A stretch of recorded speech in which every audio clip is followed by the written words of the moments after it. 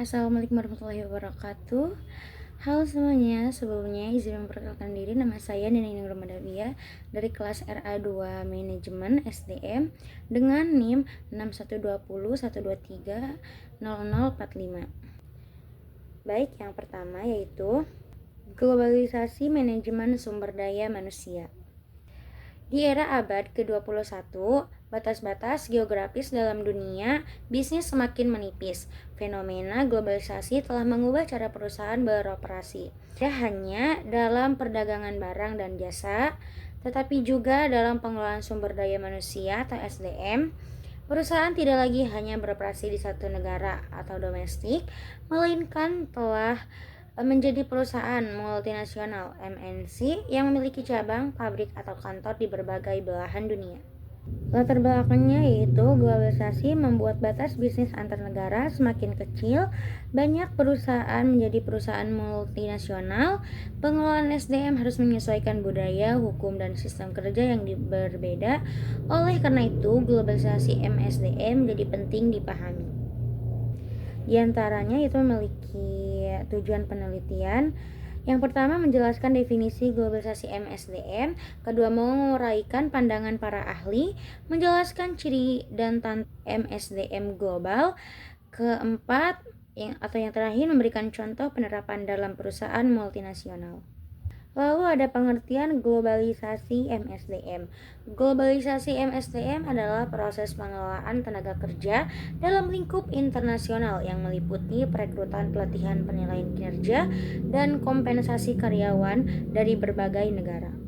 Lalu ada pengertian menurut para ahli dari Gary Dessler, kebijakan dan praktik terkait pengelolaan orang dalam organisasi. Yang kedua ada Stephen P. Robbins, manajemen SDM lintas budaya. Yang ketiga ada T. Hani Handoko, proses penarikan, seleksi, dan pengembangan SDM. Yang keempat ada Henry Sinamura, pandaya gunaan dan pemberian balas jasa SDM.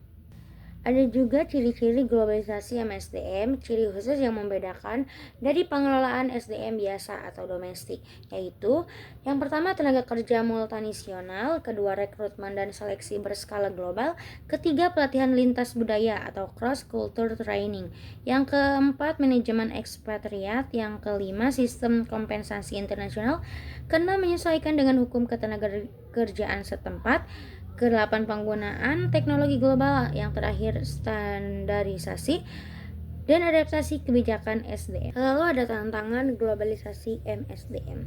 Yang pertama ada perbedaan budaya, kedua perbedaan hukum dan ketenagakerjaan, yang ketiga hambatan bahasa, keempat pengelolaan ekspatriat, kelima perbedaan sistem kompensasi, keenam persaingan global tenaga kerja, ketujuh perkembangan teknologi yang cepat, yang terakhir isu etika dan tanggung jawab sosial. Lalu ada contoh penerapan globalisasi MSDM.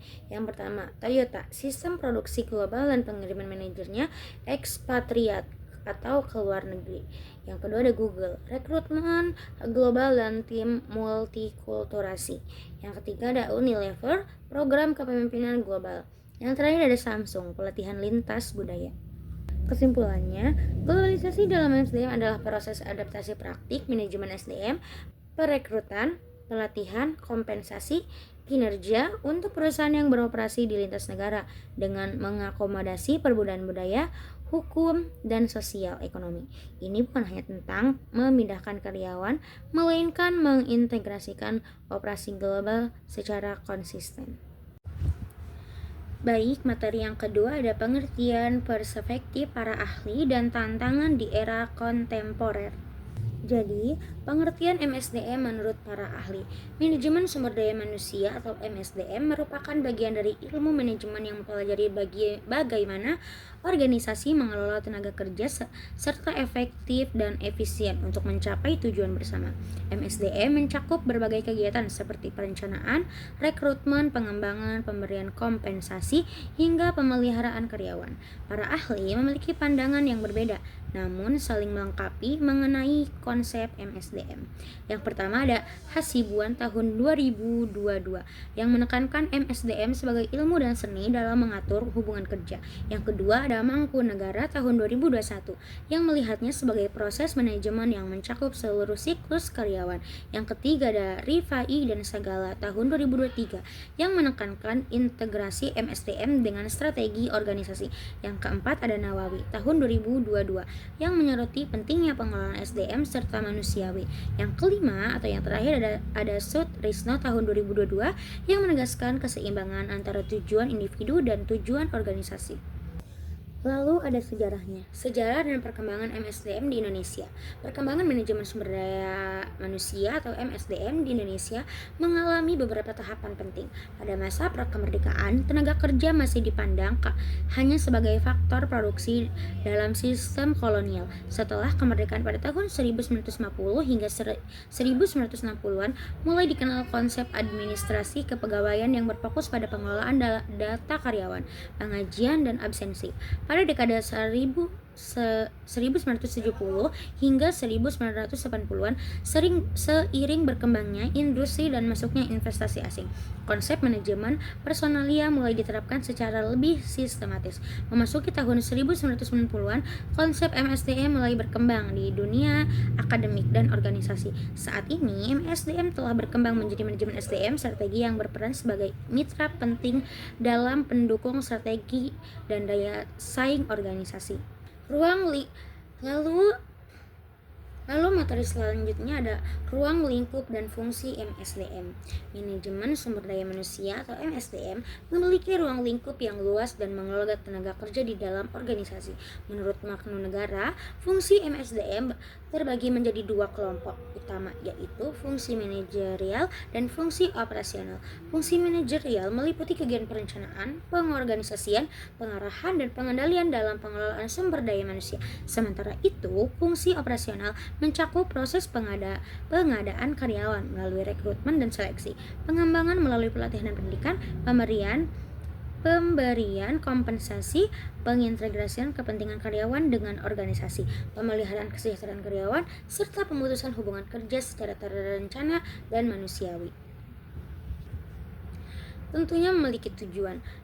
Jadi, tujuan manajemen sumber daya manusia atau MSDM, tujuan utama manajemen sumber daya manusia atau MSDM adalah memastikan organisasi memiliki tenaga kerja yang tepat, berada pada posisi yang tepat, pada waktu yang tepat, serta memiliki kompetensi yang sesuai.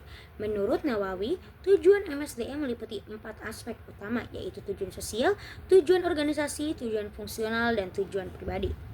Yang pertama, tujuan sosial, menekankan tanggung jawab organisasi terhadap masyarakat melalui praktik ketenagakerjaan yang adil dan tidak diskriminatif. Yang kedua, ada tujuan organisasional, berkaitan dengan upaya MSDM dalam membantu organisasi mencapai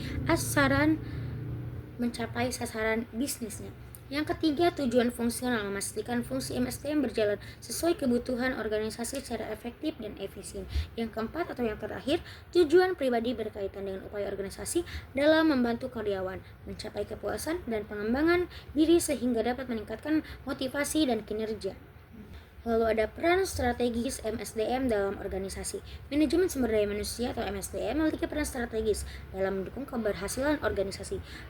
Menurut Dave Ulrich terhadap 4 peran utama MSDM, yaitu sebagai strategis, business partner atau mitra strategis bisnis, change agent atau agen perubahan, employee champion atau pendukung karyawan, dan yang terakhir ada administrasi expert atau ahli administrasi. Peran tersebut menunjukkan bahwa MSDM tidak hanya bertugas mengelola administrasi karyawan, tetapi juga berperan dalam mendukung strategi bisnis organisasi, mendorong perubahan, serta meningkatkan kesejahteraan dan kerja karyawan. Dengan demikian, MSDM menjadi salah satu faktor paling penting dalam meningkatkan daya saing dan keberhasilan organisasi. Lalu, MSDM dalam konteks organisasi Indonesia, penerapan manajemen sumber daya manusia atau MSDM di Indonesia dipengaruhi oleh berbagai faktor seperti budaya, kondisi demografis, dan regulasi ketenagakerjaan, budaya gotong royong, dan nilai kolektivisme yang kuat mempengaruhi cara bekerja tim dan hubungan antar atasan serta bawahan di dalam organisasi. Selain itu, Indonesia memiliki jumlah penduduk usia produktif yang besar sehingga menjadi peluang bagi organisasi untuk meningkatkan meningkatkan produktivitas. Melalui pengelolaan SDM yang efektif, dari sisi regulasi, praktik MSDM juga harus menyesuaikan dengan peraturan ketenagakerjaan yang berlaku, seperti Undang-Undang Ketenagakerjaan dan peraturan terkait lainnya, agar pengelolaan tenaga kerja berjalan sesuai dengan hukum dan kebutuhan organisasi. Lalu ada tantangan MSDM di era kontemporer. MSDM tidak beroperasi dalam ruang hampa. Perubahan lingkungan eksternal dan internal terus memunculkan tantangan baru yang menuntut adaptasi cepat dari para praktis MSDM. Berikut tantangan-tantangan utama yang menghadapi MSDM di Indonesia ini, disertai analisis mendalam dan contoh konkret. Ada tantangan MSDM di era kontemporer, transformasi digital dan otomasi. Revolusi Industri 4.0 telah mengubah lanskap pekerjaan secara fundamental. Teknologi kecerdasan buatan atau AI, robotika dan otomatis menggantikan pekerjaan yang bersifat rutin dan repetitif. Laporan McKinsey Global tahun 2023 memperkirakan bahwa sekitar 27 juta pekerja Indonesia berisi terdampak otomatis pada tahun 2030. Ini bukan ancaman masa depan yang jauh, ini sudah terjadi sekarang. Tantangan MSDM di era kontemporer. Tantangan digital dan otomasi. Tantangan bagi MSDM adalah bagaimana mempersiapkan karyawan menghadapi perubahan ini. Ini bukan sekadar soal pelatihan teknis penggunaan teknologi baru. Ini tentang mengubah mindset dan budaya organisasi secara menyeluruh. Karyawan yang terbiasa dengan rutinitas yang terstruktur perlu dilatih untuk berpikir krisis, adaptif, kreatif, dan mampu berkolaborasi lintas disiplin. Transformasi digital juga menghadirkan tantangan baru dalam rekrutmen dan seleksi. Posisi baru seperti data scientist, engineer, dan digital marketing specialist menjadi sangat dibutuhkan. Sementara pasokan tenaga kerja dengan kompetensi tersebut masih sangat terbatas. Ini menciptakan takeaway atau perang merebutkan talenta digital yang membuat biaya rekrutmen dan kompetensi melonjak signifikan. Lalu ada tantangan MSDM di era kontemporer, manajemen generasi Z dan milenial. Pergerakan demografis tenaga kerja membawa tantangan tersendiri bagi MSDM generasi Z lahir tahun 1997 hingga 2012 dan milenial lahir tahun 1981 hingga 1996. Ini mendominasi angkatan kerja Indonesia generasi Z atau Gen Z, memiliki karakteristik yang berbeda secara signifikan dari generasi sebelumnya. Mereka tumbuh sepenuhnya dalam era digital dan media sosial. Mereka terbiasa mendapatkan informasi secara instan dan umpan balik secara real time. Kesimpulan dari materi kedua yaitu manajemen sumber daya manusia atau MSDM adalah disiplin ilmu dan praktik yang dinamis dan terus berkembang. Berdasarkan pembahasan yang telah dilakukan, dapat ditarik beberapa kesimpulan utama. Pertama, MSDM adalah fungsi strategis organisasi yang jauh melampaui tugas administratif kepegawaian. Kedua, sejahtera perkembangan MSDM di Indonesia menunjukkan informasi yang signifikan dari sekadar informasi kepegawaian menjadi mitra strategis bisnis. Ketiga, tantangan MSDM di era kontemporer Indonesia bersifat multidimensi dan saling terkait. Keempat, tidak ada formula tunggal yang berlaku untuk semua organisasi. Setiap organisasi memiliki konteks, budaya, tantangan uniknya sendiri. Kelima, atau yang terakhir adalah peran praktis MSDM semakin kompleks dan krusial. Mereka tidak hanya dituntut menguasai aspek teknis pengelola SDM. Materi yang ketiga ada orientasi dan staffing karyawan atau pegawai. Pengertian staffing adalah salah satu fungsi manajemen yang memiliki kesamaan dengan organizing. Akan tetapi, staffing lebih berfokus pada kegiatan pengenalan dan penyesuaian karyawan serta seluruh sumber daya perusahaan di posisi yang paling sesuai dengan bidang keahliannya. Staffing tidak hanya sebatas berhubungan dengan tenaga kerja saja, tetapi juga mencakup pengelolaan seluruh sumber daya di dalam organisasi atau perusahaan, termasuk inventaris, peralatan, serta sumber daya lainnya. Definisi menurut para ahli. Yang pertama ada George R. Terry. George R. Terry mendefinisikan Staffing sebagai fungsi manajemen yang berkaitan dengan perekrutan, seleksi, pelatihan, penempatan, dan pengembangan karyawan. Definisi ini menekankan bahwa staffing adalah rangkaian aktivitas berkelanjutan. Yang kedua ada Hasibuan. Hasibuan mendefinisikan staffing sebagai proses penarikan, seleksi, penempatan, orientasi, dan pengembangan karyawan agar organisasi memiliki tenaga kerja yang efektif dan efisien. Lalu ada tujuan staffing, memotivasi karyawan agar memberikan hasil kerja yang maksimal bagi perusahaan. Yang kedua ada meningkatkan kesejahteraan karyawan secara jasmani dan rohani. Yang ketiga mengelola karyawan berdasarkan asas keadilan, perhatian, dan transparansi. Tentunya staffing memiliki fungsi. Yang pertama, perencanaan tenaga SDM sesuai kebutuhan. Kedua, setiap bidang atau aspek pasti membutuhkan tenaga SDM yang kompeten agar perusahaan tetap bersaing di tengah pasar. Ketiga, proses rekrutmen. Staffing juga melibatkan fungsi rekrutmen karyawan, kemudian melakukan seleksi dan penempatan. Lalu yang keempat ada pelatihan dan pengembangan. Fungsi staffing ini sangat berguna agar karyawan baru bisa beradaptasi dan lebih produktif saat melaksanakan tugas yang diberikan. Yang terakhir ada evaluasi karyawan. Fungsi evaluasi mencakup penilaian, promosi, dan mutasi karyawan.